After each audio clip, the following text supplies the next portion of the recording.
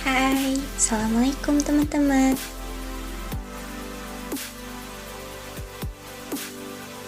Perkenalkan, nama saya Nur Fitri Hoirunisa dari Prodi PAI. Saya di sini akan membahas tentang emosi manusia.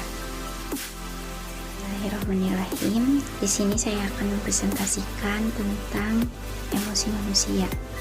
Emosi merupakan pengalaman yang bersifat subjektif yang dialami berdasarkan sudut pandang individu. Kemudian, emosi juga berhubungan dengan psikologi lain, seperti suasana hati, temperamen, kepribadian, dan disposisi. Kemudian, emosi bermacam-macam. Yang pertama, ada rasa takut.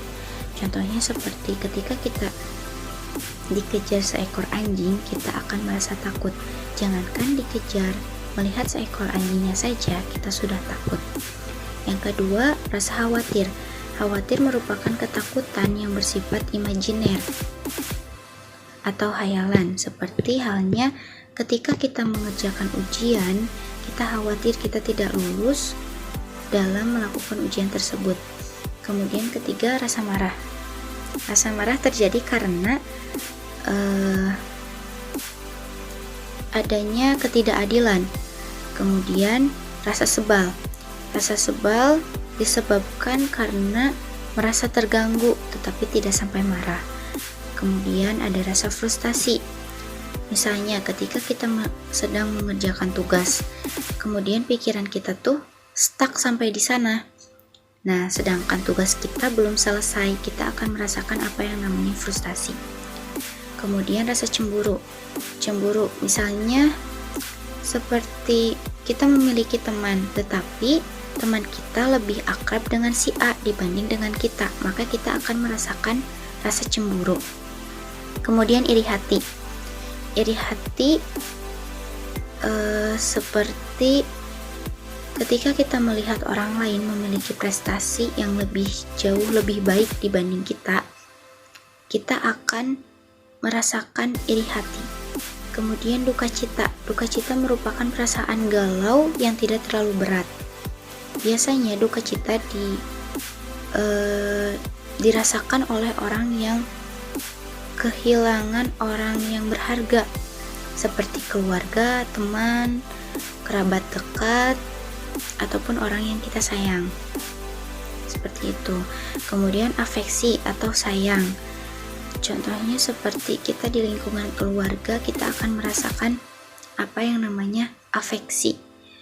Kemudian bahagia. Bahagia misalnya ketika kita memiliki keinginan, kemudian keinginan itu terwujud, maka kita akan merasakan kebahagiaan. Nah, dari macam-macam emosi tersebut akan muncul perubahan tubuh. Jadi, akan muncul perubahan tubuh saat terjadinya emosi. Yang pertama, terpesona. Reaksi yang terjadi yaitu elektris pada kulit. Kemudian marah. Perubahan tubuh saat terjadinya marah, maka peredaran darah bertambah cepat. Makanya orang yang suka marah itu terkadang memiliki riwayat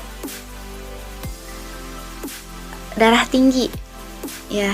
Kemudian terkejut. Perubahan tubuh saat terjadinya terkejut itu denyut jantung bertambah cepat. Seperti halnya kita ketika sedang diam kemudian dikejutkan oleh teman kita, maka denyut jantung yang asalnya tenang, tentram akan bertambah cepat. Kemudian kecewa. Kecewa. Perubahan tubuh saat terjadi kecewa itu bernafas panjang. Kemudian rasa cemas. Perubahan tubuh saat terjadi cemas, air liur mengering karena terjadi kecemasan yang lebih parah, seperti itu. Kemudian perubahan tubuh saat terjadi rasa takut, biasanya berdiri bulu roma, seperti halnya ketika kita melewat ke kuburan. Seperti itu. Kemudian perubahan tubuh saat terjadinya rasa tegang. akan terjadi terganggunya pencernaan, otot tegang, dan gemetar. Seperti halnya saya yang sedang berbicara, saya merasakan rasa tegang karena saya gemetar gitu. Kemudian cara merawat emosi. Ada beberapa cara untuk merawat emosi. Menurut James C. Coleman, ada beberapa cara untuk memelihara emosi yang konstruktif. Yang pertama, bangkitkan rasa humor. Orang yang membangkitkan rasa humor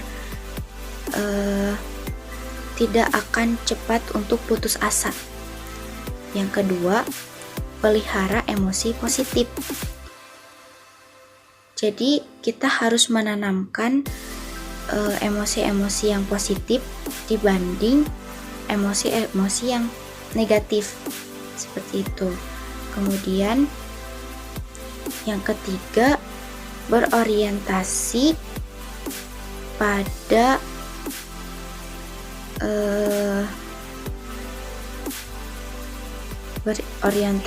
kenyataan. Jadi mindset kita tuh harus berorientasi kepada kenyataan. Seperti halnya tadi khawatir kan bersifat imajiner atau khayalan. Nah, kita tuh harus kembali lagi kepada kenyataan, jangan kepada khayalan terus-menerus, karena itu akan mengganggu emosi kita. Seperti itu. Kemudian hilangkan emosi yang bersifat positif. Hilangkan emosi yang bersifat negatif. Maaf. Ya, seperti itu. Seperti tadi yang saya ucapkan, harus menanamkan emosi-emosi yang positif. Selanjutnya, emosi dan motivasi. Yang pertama, mengenali emosi diri.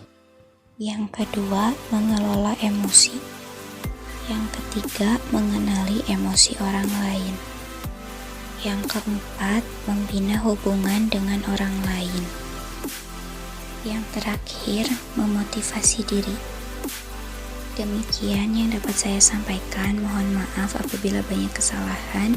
Ditutup saja dengan doa. Rabbana atina fid dunya hasanah wa fil akhirati hasanah wa qina adzabannar. Wassalamualaikum warahmatullahi wabarakatuh.